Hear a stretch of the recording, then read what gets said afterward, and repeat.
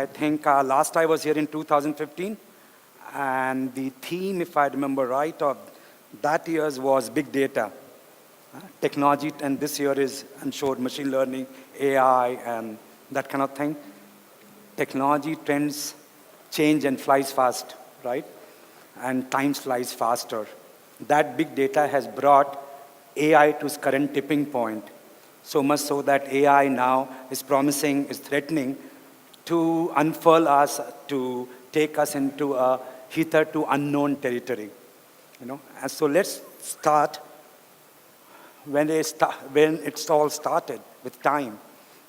They say 14.5 billion years ago, it's from a point of singularity where everything erupted, and our universe, our multiverse, all got formed, point of Big Bang, right? And they say around 10 billion years it took for things to cool down, for this Earth, as we know, to cool down, for life-forming conditions to take place.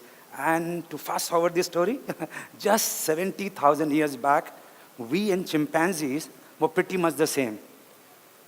We and chimpanzees, just 70,000 years back, were pretty much the same. Just 1%. First cognitive revolution happened before cognitive computing happened. The first cognitive revolution happened, and our DNA, our genome, which is our DNA sequence, changed from chimpanzees by 1%. And that 1% meant chimpanzees ended in a zoo, and we have gone on to create cities and empires, split atoms and landed on the moon, invented money and imagined gods. Correct? Imagine another 1% change, just another 1% change. The story of the whole thing of human progress, to my mind, has moved on the rails of story and technology. We humans invent both. We invent stories and we invent technologies. In turn, both stories and technologies reinvent us. The hunter becomes the hunted. Whether it is the opposable thumb, no other animal even today can put up button shirts together or tie their shoelaces. Those use case scenarios came much later. The earlier use case scenario was that dexterity of hand that you got by quirk of evolution meant that you could use your hand as a tool. Okay? You could grab things as a tool and as a weapon. You could use this tool to make other tools. And that itself made you, from any other animal on this planet, to hunter-gatherers. Correct? That phase must have gone on for many thousand years. And then other technology inventions came by way of fire and wheel, right? And we became, from hunter-gatherers, we became farmers. That went on for too long. Till 300 years back, in wake of Reformation and Renaissance, okay, when steam engine ethanol, sir, we became manufacturers. Okay? I think we are set for another upgrade. Again, I'll repeat, I think I can safely condense that story, the whole progress of our human civilization of ours has moved on the rails of story and technology. And technology has evolved to a point, I think, because the rate of change and exponentiality of technology is accelerating. It took so many thousand years from turning manufacturer from farmer. Okay? It took much lesser, okay, to arrive in where we have arrived in this 300 years. I think most of us would agree that if we reflect back to last 10 years, it would seem that the changes in last 10 years are bigger than the changes in last 100 years. Would you agree? But I agree too. And I think the reason for this adoption is the exponentiality of the technology, and also the math and science has today evolved to an extent where they are making the most sophisticated application of itself most intuitive to us. We all use GPS, do you? Huh? I would be lost otherwise, I swear. And I'm just, my benchmark is when I have to leave my bedroom to my bathroom and I use GPS. I'm so dependent. I swear, people across strata use it. Think about it. It's leveraging theory of relativity, correct? Because we know that the clock on the satellite and the clock on the objects on the Earth would key in different time because of how far or close are you to gravity. That's what point I'm trying to make, that math and science have evolved itself to such a point that's able to absorb its own complexity, thus making the most sophisticated application of science most intuitive to us. Our AI, our smartphones is an AI factory. Image cognition, speech cognition, Alexa, Siri, Cortana, correct? Spam filters, personalized recommendations, smart replies, correct? It's an AI factory. We all love cricket in this country, right? DRS is a kind of AI engine, right? AI machine. It can take a decision on LBW based on the trajectory, line length, and the rules of the game and the pitch condition. It's a kind of an AI machine. Most of us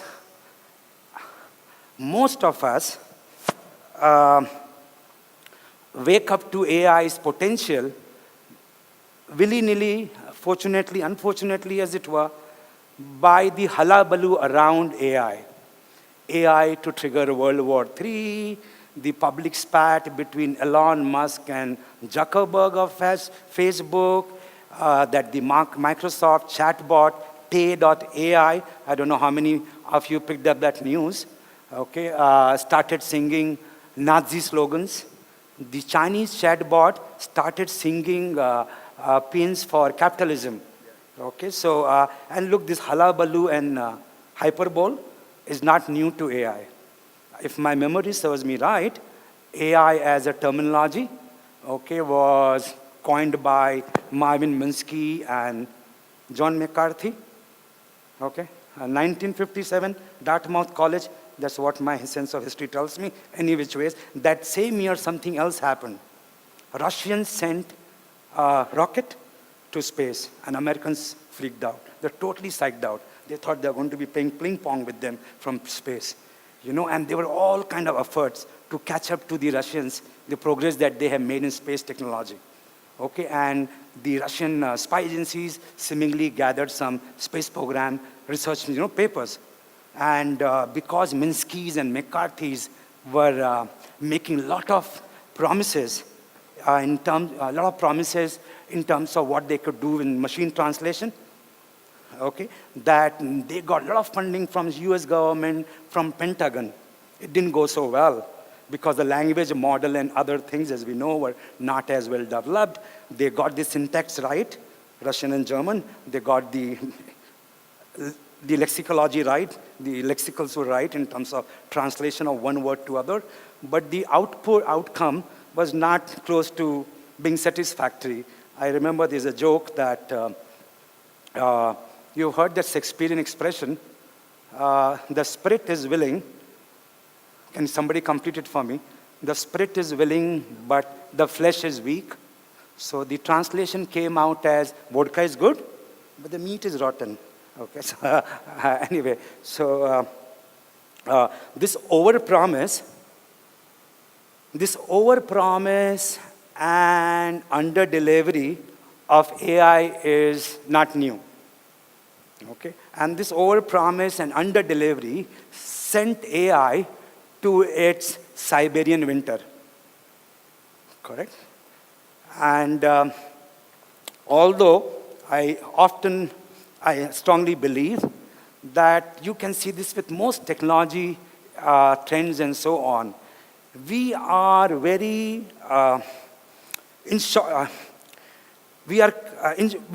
we overestimate the powers of technology in short term. And we highly underappreciate its capability to change things in long term.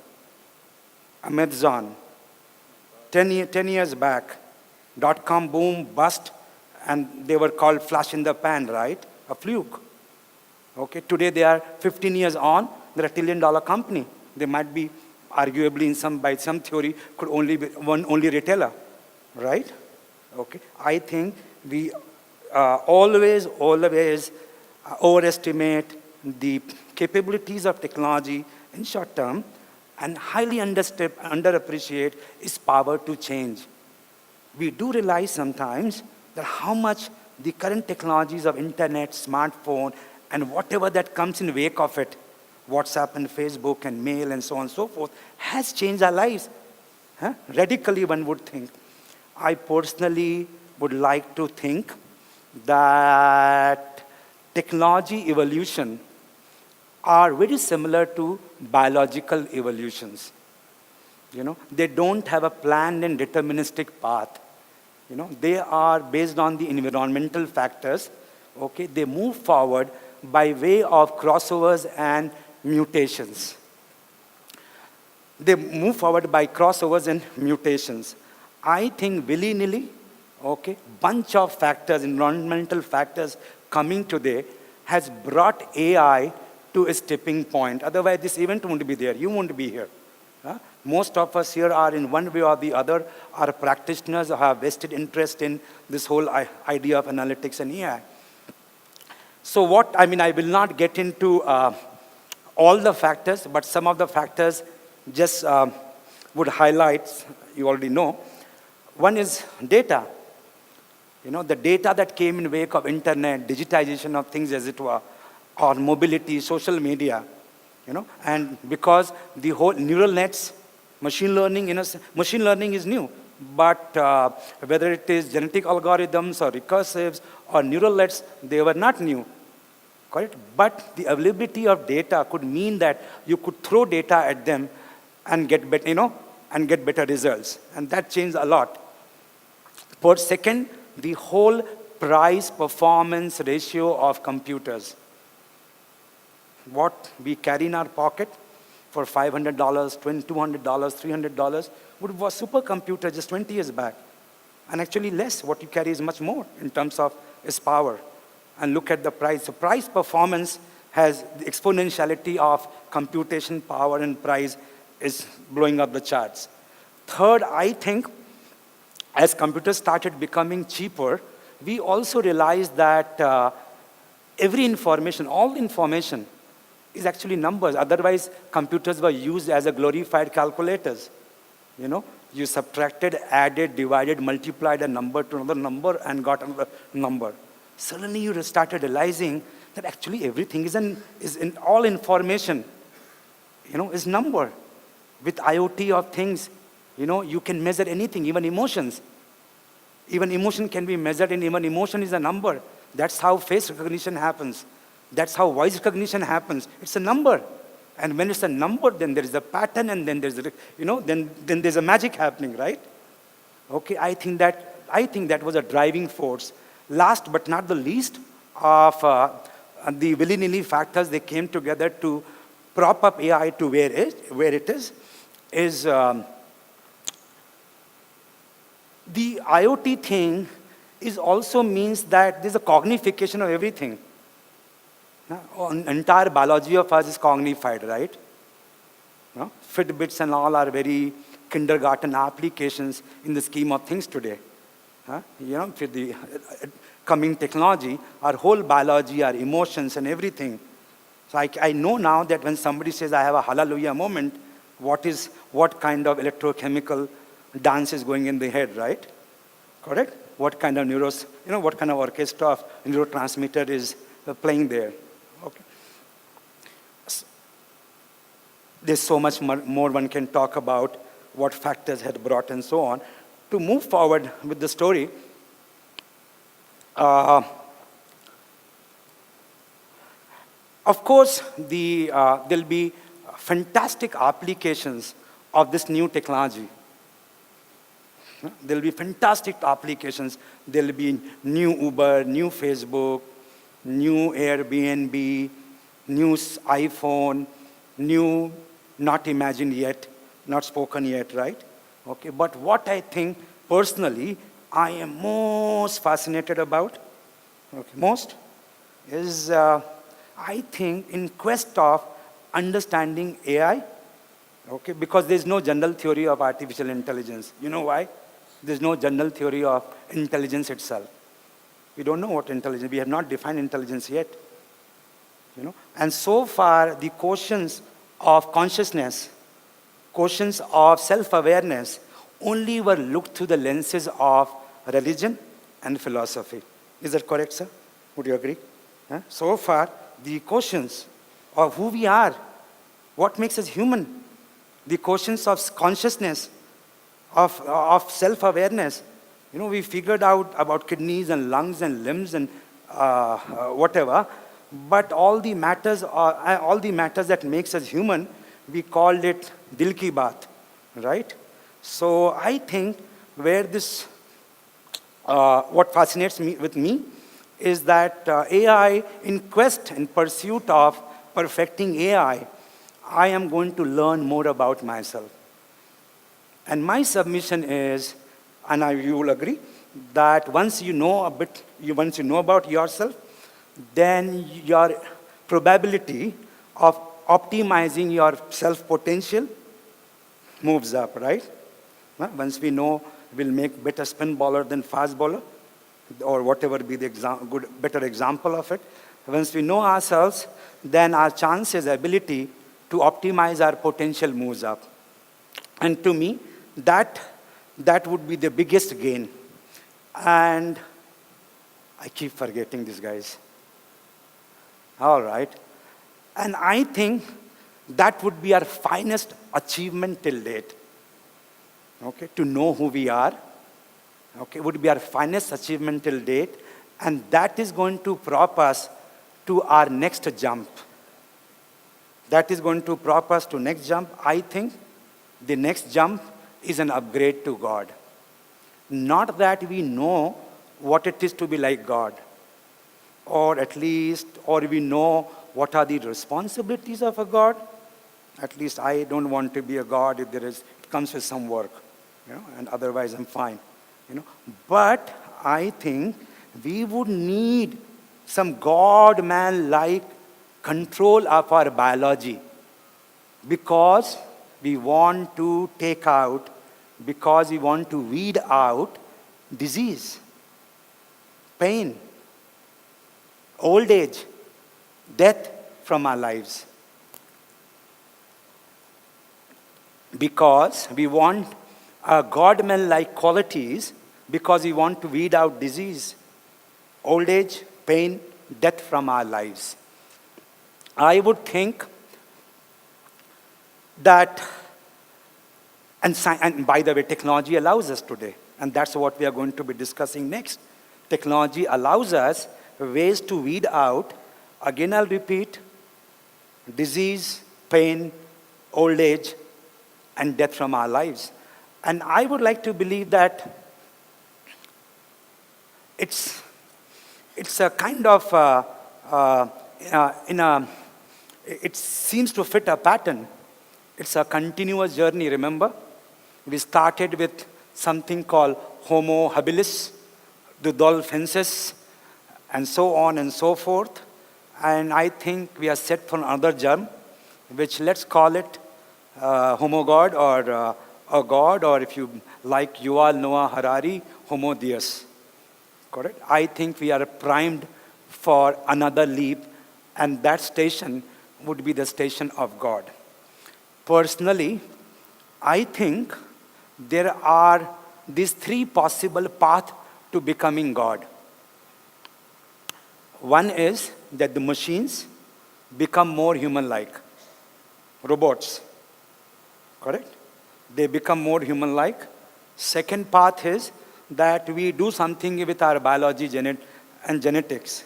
Okay? And we upgrade ourselves to take out those 4 or 5 things, right? Our intelligence anyway has been enhanced, right? We know more today. Even a 4-year-old with smartphone and internet knows more than any oracle in any history, or in any geography, or any time in the history of this world. Correct? So we do something biological. We genetically engineer ourselves. That could be, in my opinion, path 2. Path 3 could be we become half man, half human, half machines. I want to clarify and apologize to all of you here. Then when I use man, I'm totally being gender neutral. Woman created man. as it were. So, So as I said, there are three parts. So let's examine quickly each one of them. Machines becoming, I saw the Turing board also there, and I'm sure as practitioners of AI and all, you're fascinated by Alan Turing and his achievements and the glory and tragedy of his life as much as I am. Okay, and it's all started with Turing asking in 1950, can machines think? And he put up a thought experiment for what is called Turing Test, which is very simple. That, let's say there is a computer, correct? And there are two people talking to this computer. Okay? All these three people, nobody sees who is what. Okay? If this computer can fool me into thinking, let's say I am in computer, forget the third person. If a computer can fool me in thinking that I am talking to a human as opposed to a machine, then that machine is intelligent, correct? How do I know you're intelligent? When you talk sense. Otherwise, I think, hey, who are you? No, I'm sorry. Sorry.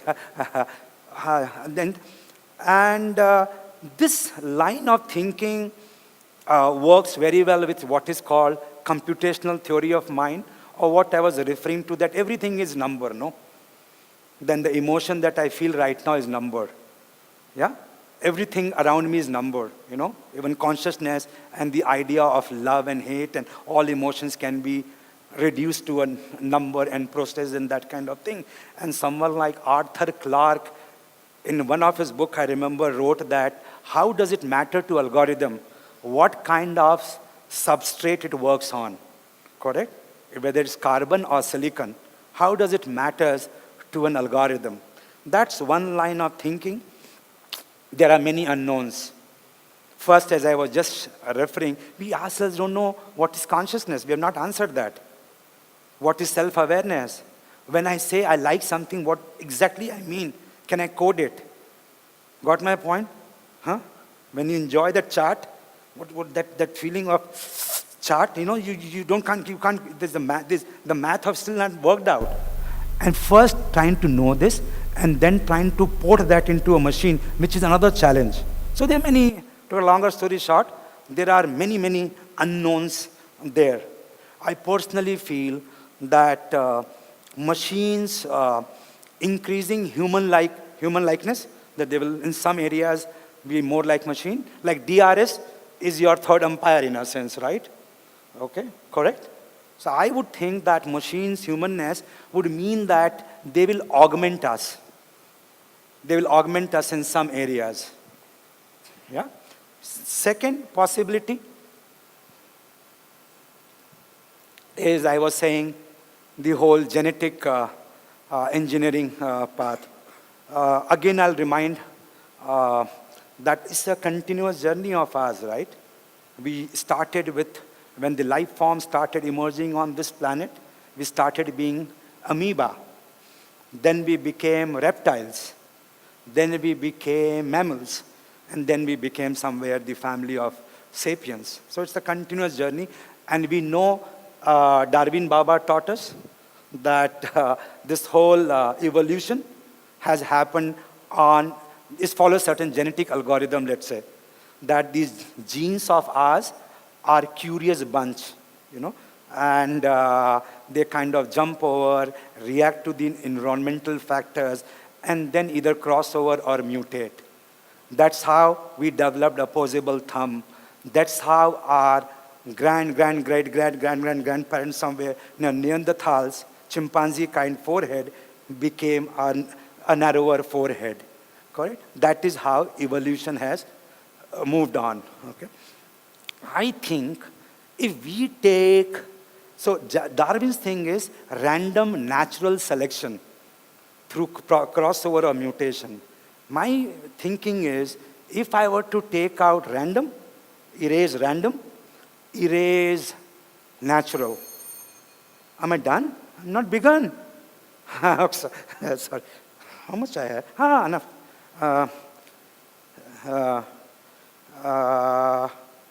If we erase random and erase natural, what if it was unnatural, synthetic, let's call it, And it was not random but planned. Then life would not be probabilistic but deterministic, if you will. And today's gene editing technology, I won't even talk today, given the time, about stem cell therapies and 3D printed organs and yada, yada, yada. The genetic engineering has reached that point, it's getting consumerized. I don't know if, how many of you are aware of 23andMe and .com.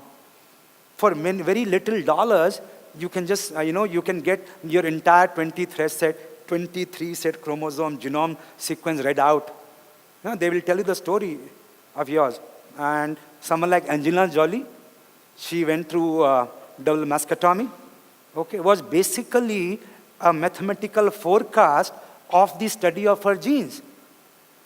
That she has 84% chances of having breast cancer in 14 years from now, and that if she was to treat that disease after 14 years, the prognosis didn't look good. And she acted now. So I know the reason I use this, sounds science fiction is happening now. There's a consumerization of what sounds like very godlike science. Okay. We won't discuss today. Sometimes I wonder what it would be. There would be a new definition to personalized me. Okay. What it would look like to have 7 billion perfect men and women on earth. 7 billion gods on earth. We'll ponder that some other time. Okay. Think about it. What if you could buy oratory of Obama, baritone of Amitabh Bachchan, brazenness of Donald Trump, speed of Usain Bolt, charm of me? Get the drift, right? I'm just... Third is, what if humans become half humans, half machine? Sounds logical? First was machine becoming more human-like, right? Okay. Second was we do something with our engineering and we become Superman. Don't put underwear outside your pant, but you're good. Third is we become half, we are human, but we get augmented. We become half machine as well. Let me explain. Okay. So, okay, look. Half human, half machine would be called cyborgs. Okay. And to long story short, we are already some parts half cyborgs. Can you imagine your existence today without smartphone? If I was to give an offer today, hey, you're leaving home, just for today, for a few hours, you can leave your one eye back, one hand back, or one smartphone. I don't know about you. I would seriously consider 2 out of 10 times, I might leave my eye behind. It's okay. You know what I'm saying? Two kids you bring up today. One kid you give smartphone and internet that comes with it and whatever else that comes with it, and she would be like on the phone like that, right? And the other kid, you don't do anything. That kid would be seriously cognitively handicapped or not. He'll be not normal child. Correct? You think that child has not developed? Yes or no? So there's already a digital self to you. There's already a digital self to you. And think about, I spoke about genetic engineering, another thing. The smartphone of ours would soon be nanorobots. That cellular size that you can have with your sports drink. Or if you like, a poke through your capillaries. And the image would be projected right to your retina. And how would you operate? Right now it's an inefficient system, right? Brain-computer interface. Lots of things are happening in brain-computer interface. Think about, I leave this with a thought, how does great Stephen Hawking communicates? He's got that debilitating disease of ALS, right? So brain-computer interface. Okay, coming back and then think about the existence. Engineered right from before birth. I control my genetics. I've expanded my intelligence by linking it to the internet and everything. I personally think that's the likely destination of humanity. Okay? You scare me. Half biology, half machine. I forgot what I wanted to say, but it's okay. I also believe that I will run fast from here that Turing Baba might have misled us. He asked us that, can machines think? Why does machine, and we got distracted, why machines being human-like should be the benchmark? The question should have been, can human be augmented? We already have figured out consciousness and all other kind of thing. Can we be augmented, right? I personally think that humanity is what gives meaning to this otherwise meaningless existence. From billions of kilometers from Earth, we have not found a single place yet where even life form can evolve. Forget finding any other life form. I personally strongly believe that humanity is there is an existence because there is me. Yeah. So in road to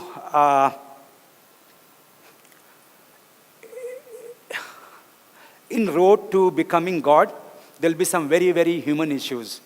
Some very, very human issues that we'll deal with. Okay? There's the whole issue of jobs.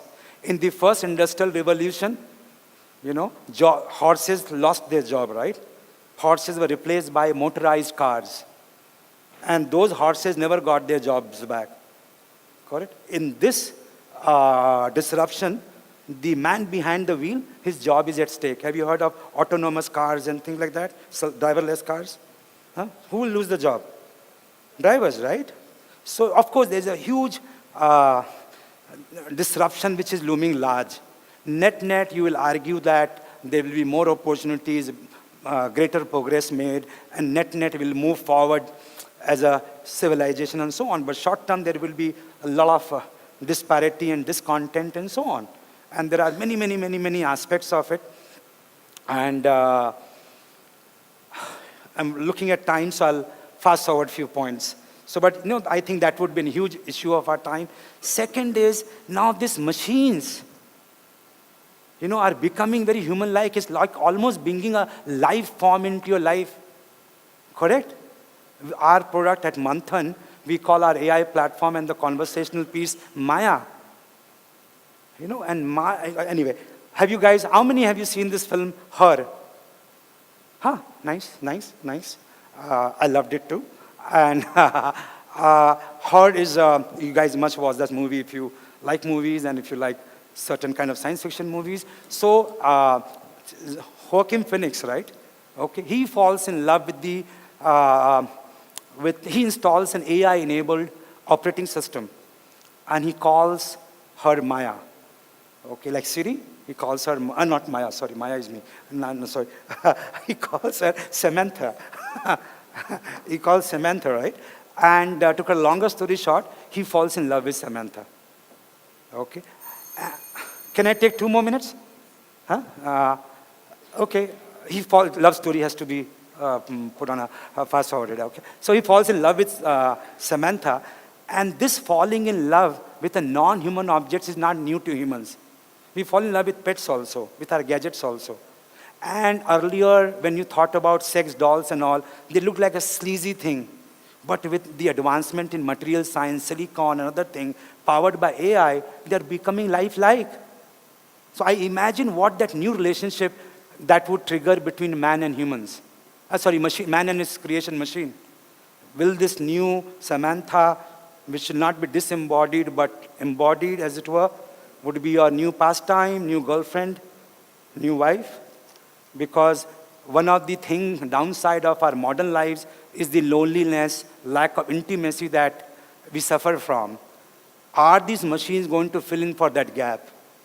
Yeah. So, last point is all this would mean that we'll have to think about, if we are going to become God, then we have ethics and morality also has to be not man-like but God-like, if you will. So if I run away with one of the dolls, if you brought home as your girlfriend, wife, whatever, I don't judge.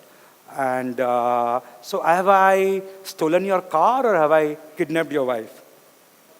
No, so I'm saying, we'll have to figure out new roles of ethics and code of morality and math of morality and so on and so forth. And there are many other questions to be considered in that regard.